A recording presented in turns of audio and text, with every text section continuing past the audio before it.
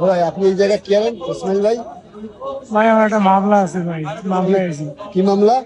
ভাই, ডার্বি মামলা। ডার্বি মামলা? ডার্বিতে এমন কি ছিল বিশেষ যে আপনি ডার্বি মামলা খাইছেন?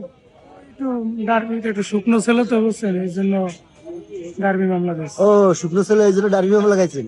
তাহলে আপনি এতে সর্বোচ্চ সাজা কি হতে পারে?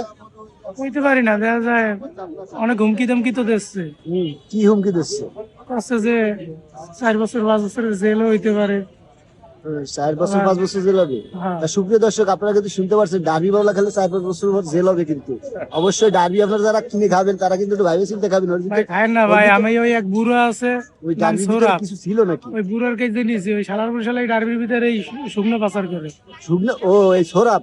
হ্যাঁ, তাহলে তো ওর তো মনে করেন 10 বছর হওয়া উচিত এবং হলে ফাঁসি হওয়া উচিত। ওর এই ডার্বি খেয়ে আমি শুকিয়ে গেছি। আপনি কিছু কবেন এই বিষয়ে ভাই? হ্যাঁ ভাই, আপনি কি এই বিষয়ে কিছু কবেন?